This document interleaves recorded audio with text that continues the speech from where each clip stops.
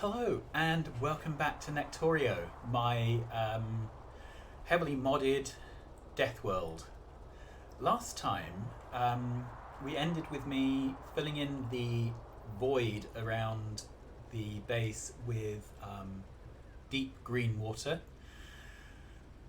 and we were isolated from the outside world. We had re-enabled biters in newly generated land outside, and I was packing up everything I owned into boxes. So this is everything I own, packed up in boxes. This is a mini make. We are just making the things we need to keep the base turning over, or bot based. This is the center of our map. So this is our 0-0 marker, spawn marker. And I quite like this, to be honest. I may do this in other modded playthroughs. Doesn't look quite symmetric, does it, for some reason? Let's have a look at that. So does that... Not sure what's gone on there. Oh, anyway, not the important thing. So, we are at the point where we are attempting to transition from a survival world to a world which is basically one huge terraformed factory. I have bumped up my gameplay to 2 times, so when nothing is going on, it's running 120 updates per second, and the world looks something like this. So we are starting to fill in factories. And it's a bit of a mess because I had put all my rails down in the wrong place, which was embarrassing. Anyway, we have the new style stackers here. I can set the zoom level to 2, then you can see a whole stacker. So the stackers are 1 chunk longer than before. It means there's a bit of extra space before and after each train. I couldn't shrink it down by 1 chunk and still fit trains. So I had to grow it by 1 chunk. So the upshot of that is that we have concentric rings of things going on. We still have lots of junk lying on the ground. Whenever I notice that, I pick up this blueprint and I put one of those down. So that collects assorted junk from the ground. So stackers here, and these are raw resource stackers. Then they feed into the next ring of rail, and the idea is the next ring of rail will do the tier 1 processing, so things like making steel, making plastic, circuits. Then those would eventually feed into the tier 2, and this is where we're going to put all of our research-oriented production, so launching rockets and all that sort of stuff. And then finally, the very final things like the actual research or rocket launches will happen in Ring 3. And then Ring 4 is going to be our factory, our foundry, our workshop. Don't know what the right word is for that. Okay, and you can see lots of flashing lights because we've put down build orders for flooring, and flooring is not being made. So what I'm going to do now is take a little train ride to show you some factories. We're going to start off by going to the refinery complex. We can go there. Okay, so the rail network is becoming more joined up as we fill in more of the rings and put in more of the cross joints between them. So it's getting easier to get from A to B. I've also been a bit more systematic about flooring designs. So we're working through paving the entire world in stone brick. And then after the stone brick, we are using concrete and refined concrete. Okay, so this is our refineries. I've hung it straight off the oil. It's backed up currently. The reason it's directly off the oil is because I'm really trying to minimize pipes. So by putting it by the pumps, I'm minimizing the number of pipes we're using. So there are 8 refineries. I could potentially have 16, but I'm going to fully beacon them. These refineries then dump the petroleum directly into tanks, and the light oil and heavy oil directly in tanks. Then we have some smarts with wires and pumps to enable various circuitry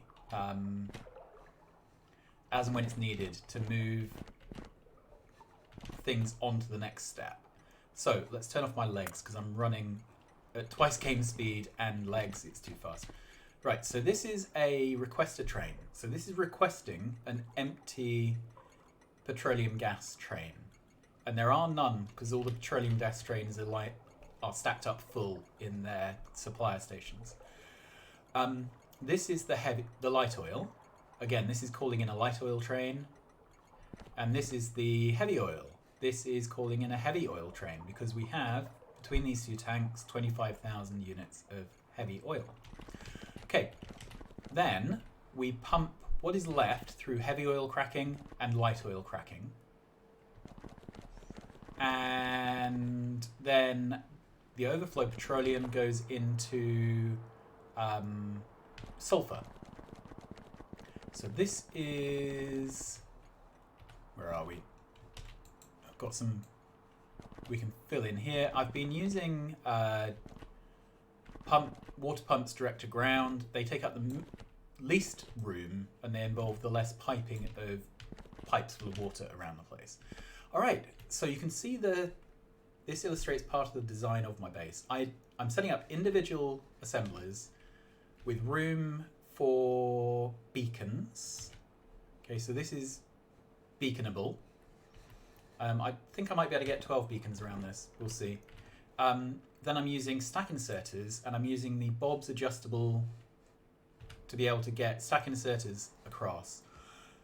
When stack inserters are picking up or dropping into an assembly machine, they're on timers, on wake-up triggers, so they are super efficient. They do nothing until there's something to move. They don't check on every tick to see if there's anything that could be done. And they tend to move full stacks. So, and then boxes to train and train to boxes is highly optimized as well. So by doing machine to box, box to train, all the movements are as efficient as possible. So there are no belts, and there should be no box to box transfer. Boxes to boxes is really bad, I've found. So box chains are terrible.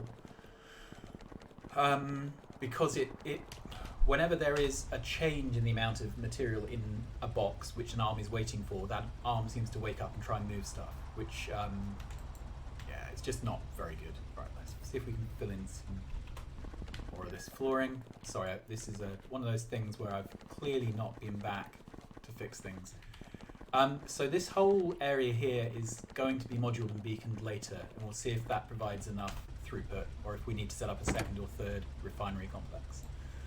Okay, let's have a look. So, plastic is a nice one to look at. Let's head over here and see what plastic looks like.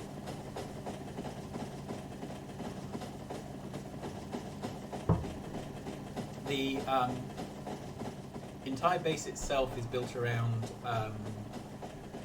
chunk-aligned blueprints, and I've worked quite hard to try and stick to that design throughout. There are cases where it's just not possible, but everywhere where it is, I've done it that way. So this is a typical production cell. This one's for plastic.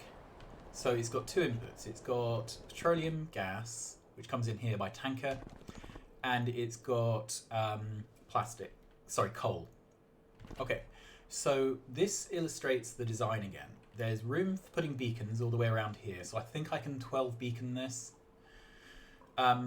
Then we use a stack inserter to unload coal from the train, and again this one is adjusted with the pick-up drop-off to make it fit, so I don't need any shenanigans with cars or tanks. Then just into a box here. Now if we run up to the business end, We then have a single wire going to a single box. So we're only measuring the amount of material in the front box. As soon as there are 4 rows of material, so 4K in this case, it calls in an empty train to fill. So we only ever fill when there's enough material in these boxes to fill an entire train. And then conversely, we can call in a train here as soon as we are down to 8 stacks remaining. So 400 is 8 stacks of coal, because it stacks in 50s. So as soon as there is room to unload one entire train, it calls in a train.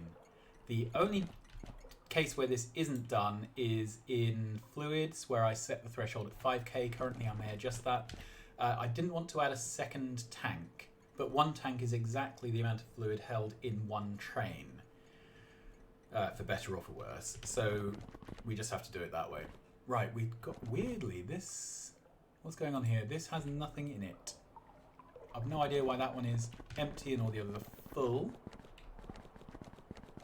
These are the kind of snags I will have to work through later.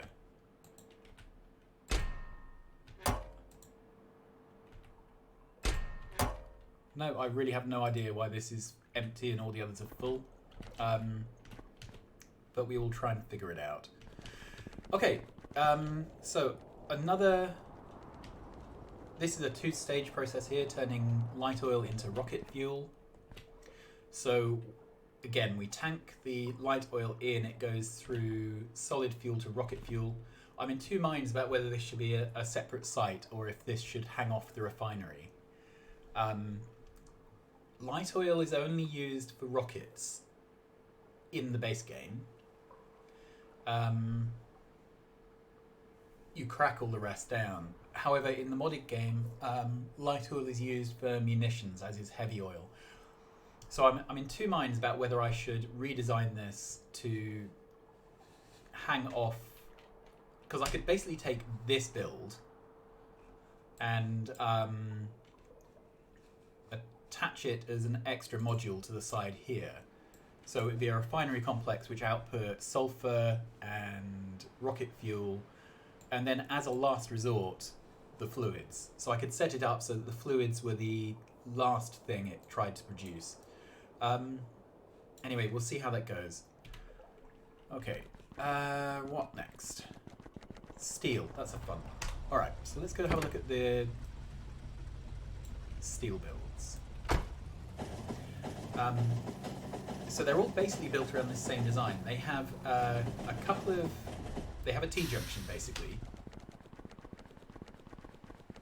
that brings in trains, and the T-junction 9 times out of 10 is the pair of tracks where oh look, we've got an ore train coming in. Good. So this ore train is, what on earth is going on there?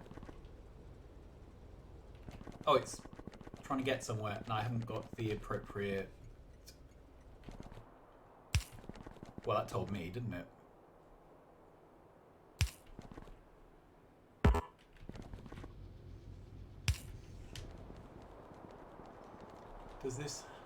Can this go through now? Okay, so what's blocking? I haven't signaled this correctly. Right, we will figure this out.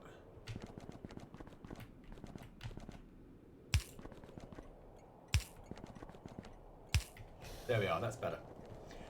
You can see this is all a bit of a work in progress. So we have 2 steel builds back to back, a top and a bottom one. And this is beacon ready. I've done some sums, and it's better to use 10 beacons in this kind of format than to use 12. With 10 I can get 2 furnaces in, with 12 it's 1 furnace, and the maths, you can do it in your head yourself, can't you? It doesn't quite work out.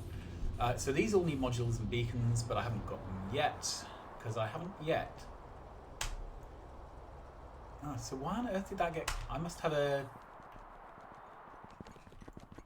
condition wrong here. So this is full.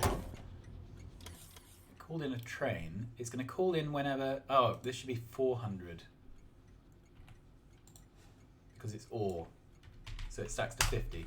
Okay, so we couldn't unload the final bit of ore because I'd set that to the wrong threshold. Let's copy that.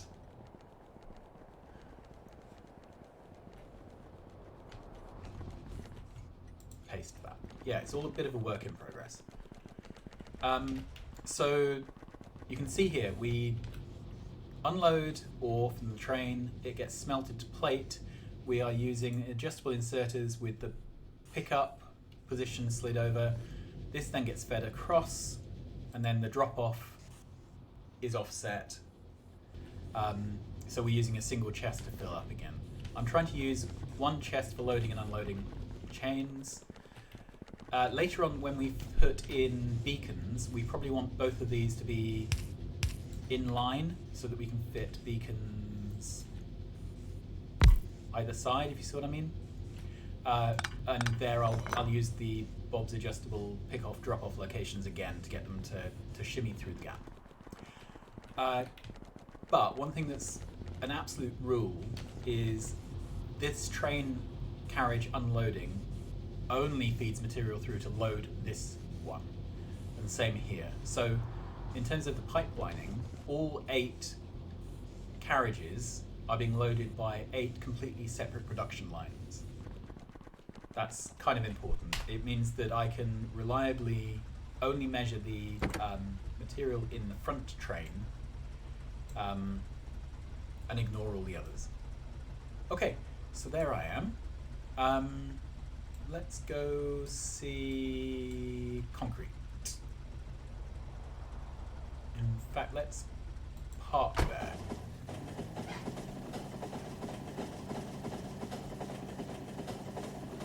So you can see there's lots of flooring not put down. The bricks are easy because they're easy to make. Making concrete is more complex, so it's taken me a while to get that up and running. And there's a few things which want concrete. Right, so this is my Vitacorpse processing site. So we have these eraser machines here which are wanting things. Yeah, so this appears to have the wrong type of biter in its input. Not sure what's going on here. Okay, that's better. Obviously run through and not quite set the recipes correctly. So we have requested chests, then that goes into these machines. They then process them, it gets turned into meat and bones and any other materials. Maybe we've got these requests set up incorrectly. I'm not sure. Let's.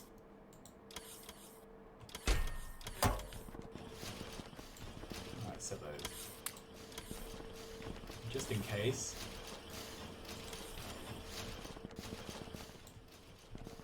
Okay. Come on, autosave. I thought I'd set the autosave to something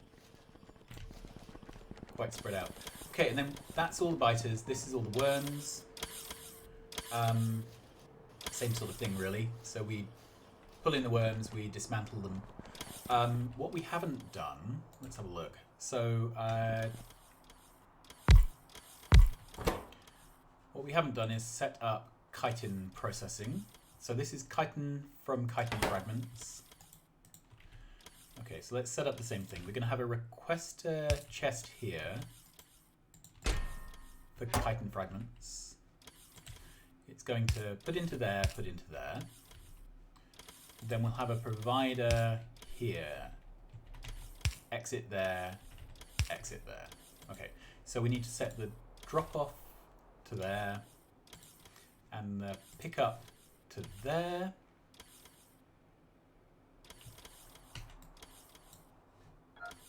Okay, and then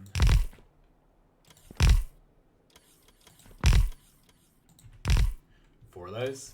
I don't know if that's the right number, but it will do. Okay, and then can I power this with a substation? No, let's do it with a row of poles.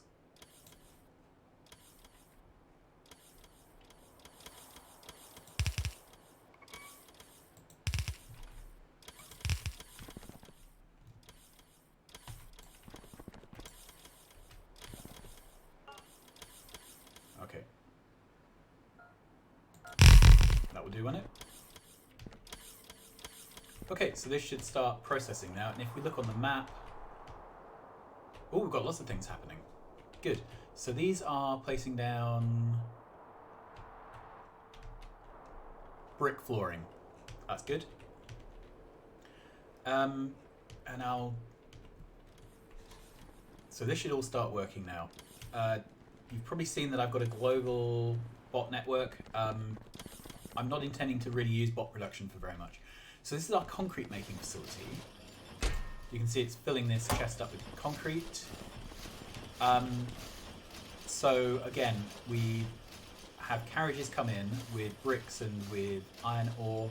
They pipeline through a single machine into a pickup. If I wanted this to go faster, I'd use speed modules and beacons and all that stuff. I don't really care because concrete is one of those things we don't consume in research. It's just beautification. Okay, so here, because we have two inputs, I've got filtered inserters to grab them to separate boxes. Then that feeds through here and goes into the output boxes. And these should all be pretty similarly balanced in terms of how much material is in them. I'm not going to say exactly because, you know, timings and things. Right, then this one is measured and goes out to this combinator. It's going to call in a train to be filled when there's 20,000 concrete, which sounds vast, but is only enough to tile 20 chunks of the world. So there you are. These are calling in ore trains and brick trains when there's room in these boxes. Right, this is all the logistics coming in to drop off the chitin and the trees for that reprocessing. And now we should be getting... Yep, loads of chitin going in there. Okay, so where now? You can see we're just doing tier 1 stuff at the moment. Steel, we haven't even done circuits yet. Okay, and let's head back to the hub.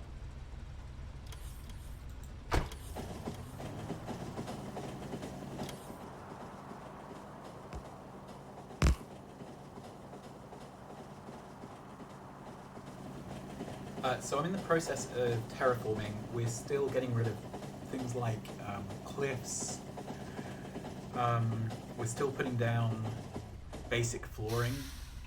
You can see at the moment lots of things are happening with brick. At least I assume they are. Oh, storage type things. Alright. Presumably brick has been pulled up to put down concrete. Right, then this is the way our hub works. So, we have a bunch of stations here. This one's pulling in stone, this one's bricks.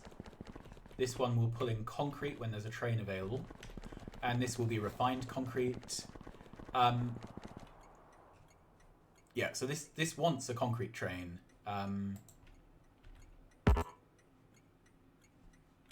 Maybe there's a train on the way. Let's have a look. Yeah, there is a train assigned to it. Don't know why this one. Let's have a quick look.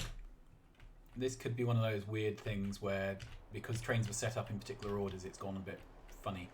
This is definitely concrete empty. There is no concrete full. So I'm not sure. This wants a train.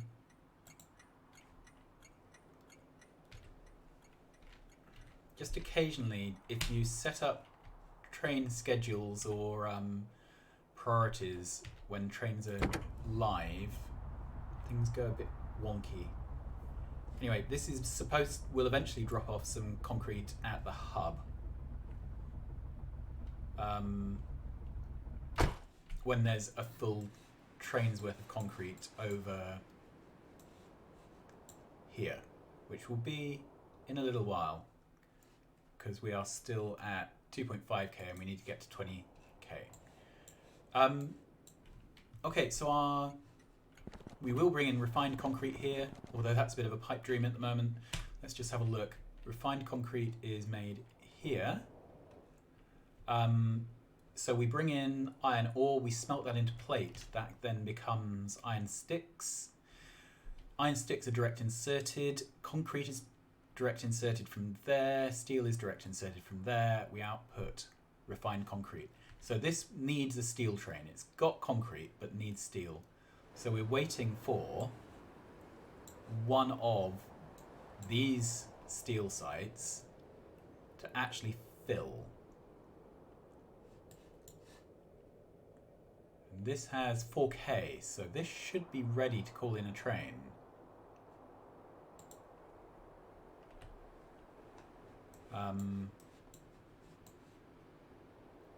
And where are the steel trains? Here. Okay, so we have a full steel train. So this is waiting on a request. Okay, so I must have not set up the... I must have not set up this request to stop correctly. Let's do that very quickly and then we'll end there. Right, where is my train?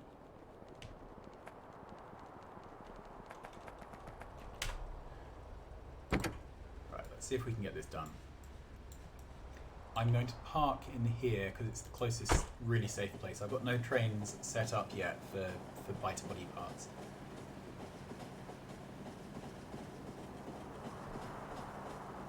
Oh, the only other thing while we're travelling, I have one outpost, which is a stone outpost. We're using so much stone for making concrete and stone bricks. Yeah, so here we are. Missing an inserter there. And there. Okay. And we're missing a turret there. And a turret there. Okay. I'll have to go around and have a look at that in a moment. So, let's hop out. Okay. So this priority scheme, steel.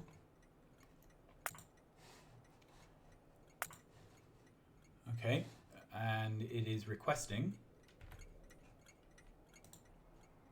Number of incoming trains is less than Q. There are no trains incoming. So I'm really not sure what's going on here.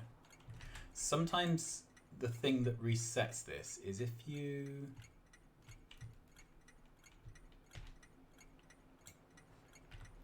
just take a copy of that and delete off this much, put that back down.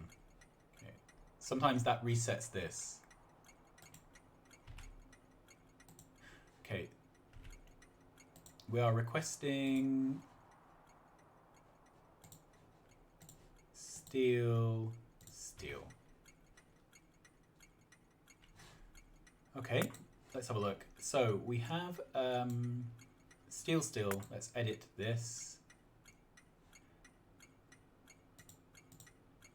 And it's got a station steel full.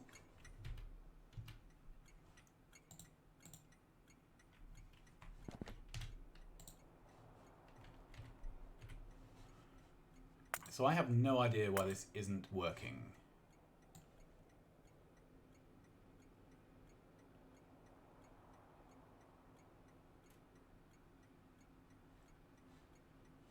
Yeah, so I think this is something for me to debug off screen because it's confusing me.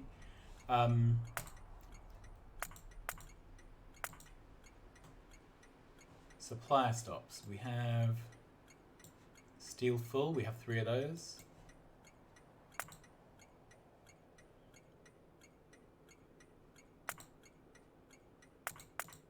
Request to stop. We have a request to stop that is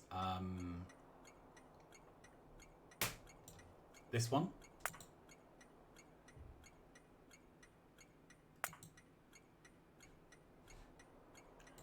Okay, and this is going to request concrete.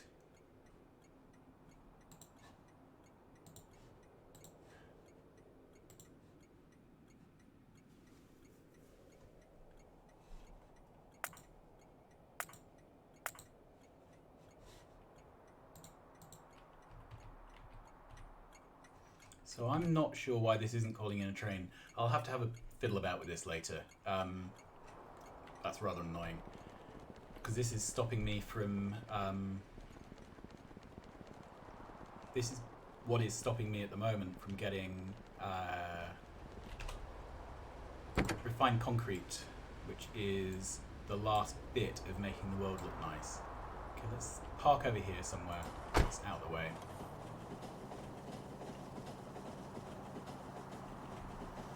And we can delete. Seem to be filling up with random things that I've copied. Right, it was that one, wasn't it?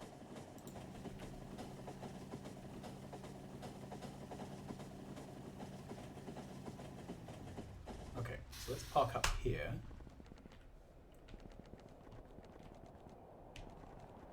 Okay, so we definitely have a train which is full, and it's at a supplier stop. Okay, it's set to circuit condition, so this should be called in. Double check, define supply sources. So this is a supply source, concrete in its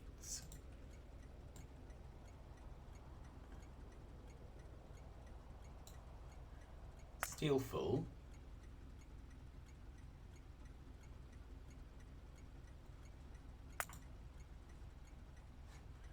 Okay, that's probably not a good idea to have it in twice, but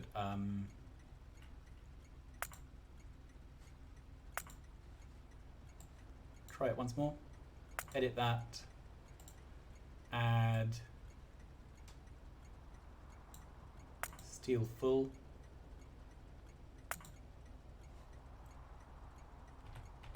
No, I honestly have no idea why this hasn't been...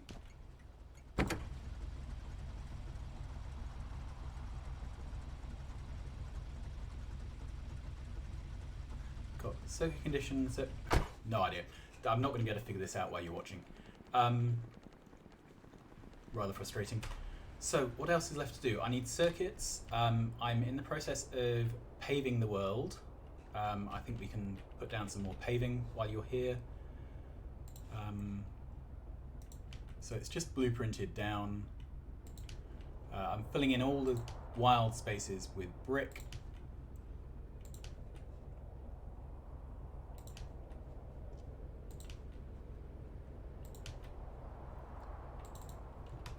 And like that. Then I'm going over with the lawnmower tool to remove all of the doodads, all the decorations. There we are. So it's got rid of all the flowers and grass and all that stuff. And we're back to just a blank canvas. And I'm also getting rid of